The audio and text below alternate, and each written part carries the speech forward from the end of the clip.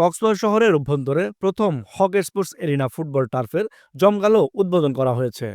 বৃহস্পতিবার সন্ধ্যায় ফিতা কেটে অতিথিরা এই ফুটবল টার্ফের আনুষ্ঠানিক উদ্বোধন করেন।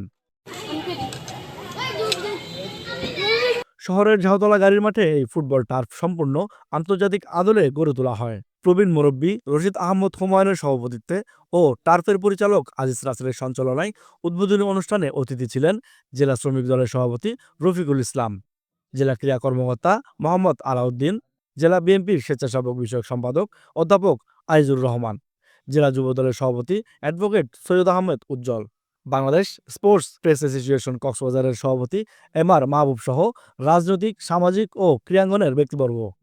জেলা ক্রীড়া সংস্থার অ্যাডহক কমিটির সদস্য সচিব। অতিথিরা বলেন, তরুণ প্রজন্মের একটি অংশ ঘরে বসে কম্পিউটার, মোবাইলে গেম খেলে বা খেলা দেখে। এখন ঘরে বসে খেলা দেখতে হবে না।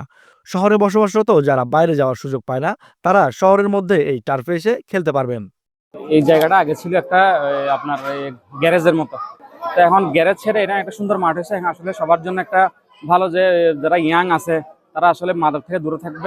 টার্ফ রয়েছে থাকলেও আসলে চাহিদা অনুরূপ ওরকম টার্ফ নেই, এবং শহরের মধ্যে টার্ফ নেই বলে চলে। শহরের মধ্যে প্রাণকেন্দ্রের মধ্যে এরকম একটা ইয়া করার হচ্ছে মূল ইয়া হচ্ছে কি, যখন অনেকে চাকরিজীবী থাকেন, অনেকে কাজকর্ম করেন, কাজ শেষে আসলে শরীরচর্চা করার মতো কোনো জায়গা পাওয়া যায় না। তো আমরা চিন্তা করেছি যারা কাজকর্ম শেষ করে একটু শরীরচর্চা করবেন, ওনারা এখানে এসে কিছুক্ষণ সময় ব্যয় করলে ওনাদের শরীরের জন্য ভালো হবে। হক স্পোর্টস এরিনা ফুটবল টার্ফের কর্তৃপক্ষ জানালেন, আবাসিক এলাকায় কোনো খেলাধুলার মাঠ নেই, যার ফলে তরুণ সমাজ বিপদগামী হচ্ছে। এই এলাকার শিশু কিশোরদের ক্রীড়া চর্চায় মনোনিবেশ করতে এই টার্ফ তৈরি করা হয়েছে। আমরা আবাসিক এলাকায় কক্সবাজার শহরের অভ্যন্তরের মধ্যে এই প্রথম আমরা এই ফুটবল টার্ফটি করার উদ্যোগ নিয়েছি।